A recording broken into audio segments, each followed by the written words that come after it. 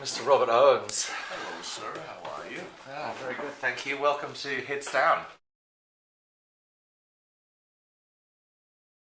Approach towards doing this album to kind of reach out to different audiences, to not just do the same old thing, because you can always get alternative kind of remixes from people.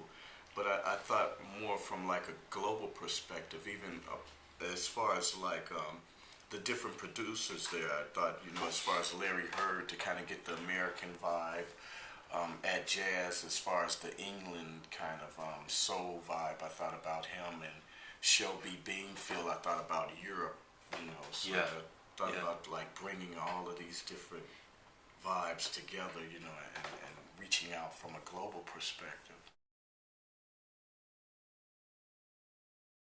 We probably would have worked more with each other, but he's there in Memphis and I'm over here, and that's where it seems difficult. But off and on, I used to run a night at the Egg, and I hired Larry to play it my night. I reached out to a lot of different people, and I think that was the first stage of me pulling him in, like, we got to do something.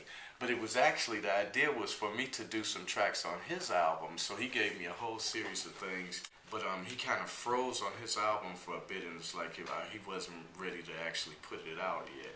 And I think he's just still experimenting and working with a few different people in America, vocalists there. And I was like, well, mine is ready. You got to help me now. We got to do something. And so he came back over, and we went out and we just hung out.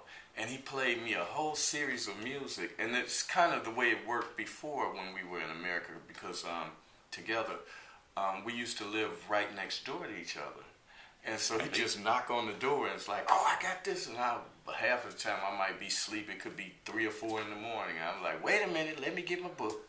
And I'd come over and listen and just go through some words, and we'd record something right there in the living room, and half of the time we just stuck with that.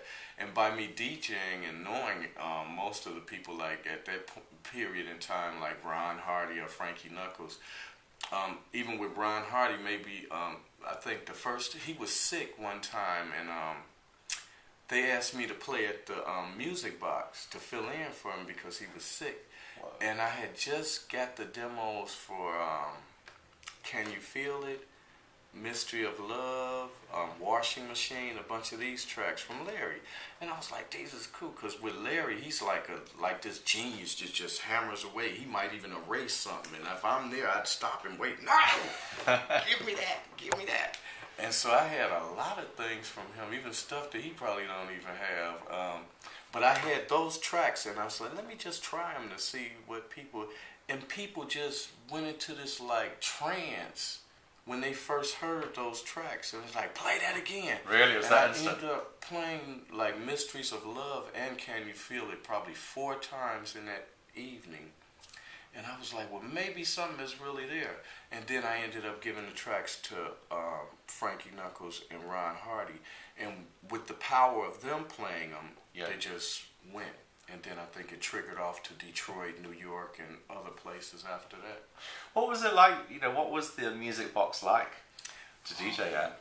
The music box was amazing. It was like stepping in from Ron was probably your most scariest thing, because just of, how you felt it, and everybody felt about Ron. As a great person, I loved him. Just musically, he just took you on a journey that was mind-bending. And it was the music, and it was his physical appearance there watching him that took you. It wasn't necessarily.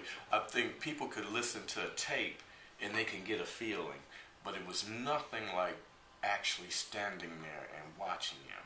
Yeah. It was that personal link between the people and his physical body there and what he was giving. It was almost like you could feel the energy just pulling back and forth between you and him. And I thought that was special, a person that was really, really in sync with people. And I've always aspired to that kind of attitude towards playing and DJing, singing, performing, or whatever. I think it's so, whatever you achieve, people put you in that position. You can never forget that. And so many artists, they reach a certain level in life, and they're gifted and blessed with like fortune and stuff, and they think it's all about them, but it's not.